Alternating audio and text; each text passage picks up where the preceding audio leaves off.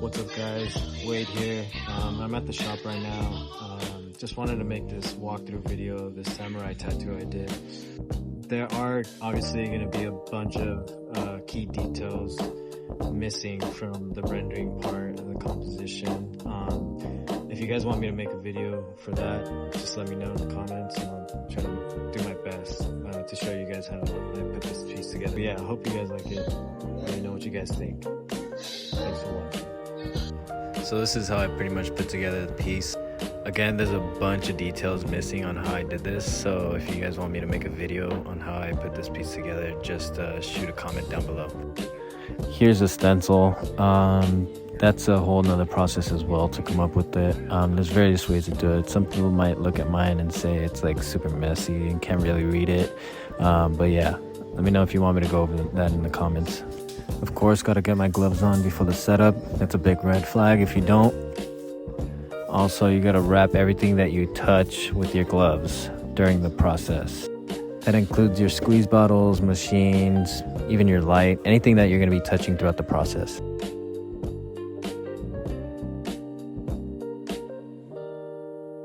Here I'm setting up my Cheyenne Soul Nova here. Again, you gotta wrap up everything you're gonna be using throughout the process. Anything that you don't have to take your gloves off for. Here are my ink caps. If you haven't checked out my video on how to set up my inks, go check that out.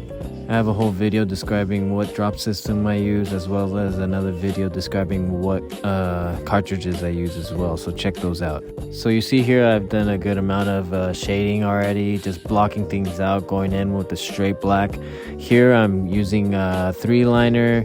Here I'm using it to texturize the sword handle, just making it look like there's threads.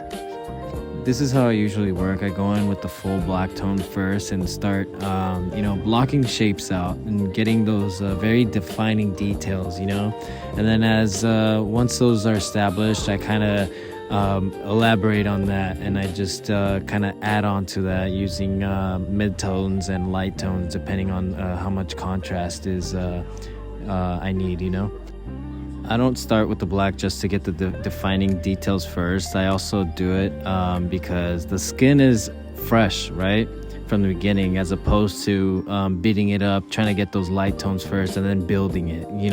You really want to add those hard defining details first, because the skin is very accepting of it. It's easy to apply. Once you've beaten up the skin a little bit more, it's a little harder to retain the pigment. You'll really see this once the skin's healed up. You'll notice if you were to apply the black after, as you build up, it's not as dark compared to if you were to start with the black and go lighter. Here I'm using a liner to get in between those tight areas. You see those areas where I'm working around these circles here. It's very hard to make circular shapes or using flat edges. So I tend to use my liner to go in there and start working around that. And you notice as I wipe, I'm not wetting the towel all the way because I'm very aware, I don't want to wipe away the stencil as I go. That's also why I start with the black too, you know what I mean? Getting those defining details allows your stencil to be erased and you don't have to worry about it, Here I'm using a 7-round liner. I'm using a cartridge company called Quadrants. They're a little more on the pricier side, but they're completely worth it. Using my 7-round liner again. I use this a lot when I have to make those defining details that are a little bit too big for a 3-round liner, but too small for my 18-round shader or 18-round liner that I have. It's very useful. I use this a lot for this project, especially for the facial area or the mask area and the crown. Adding those details little by little, Also, you gotta make sure you're following the reference as you're adding these details, and make sure you're being completely accurate. Don't just mark wherever you see the stencils marked, you know what I mean? You gotta make sure you follow the reference as well. Here's a great example of me using the liner as a shader here. You can see me getting in that little tight corner there and just whip shading it out. This is why I love using the 7-round liner here. here. It's so great for getting in those tight corners. At the same time, if you find yourself having to shade, you can easily do that without having to take out the cartridge and switch it out, you know. Here I'm using the 23 curve mag. I love using this to cover a wider range of surface area, especially if I use mid to light tones, you know. If I go with a darker tone, I try to shy away from using a 23 curve mag, maybe a 13 or a 7, but here you can see I'm going off the edge here, and I'm making a sweeping motion almost, kind of just like going off of the edge and just like brushing outwards.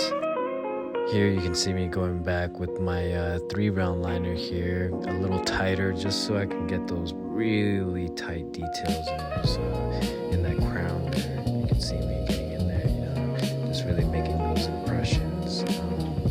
This way I can, you know, slowly build it and not worry about the stencil erasing once I get through this area. Again, don't just blindly follow the stencil. Make sure you're always looking back at your reference and make sure you're making the correct moves. Here's a little dry wipe from the homie. Alright guys, I know I missed out a bunch of details.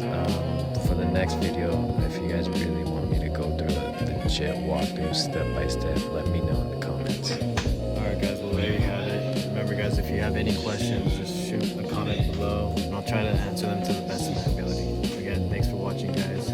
See you guys soon.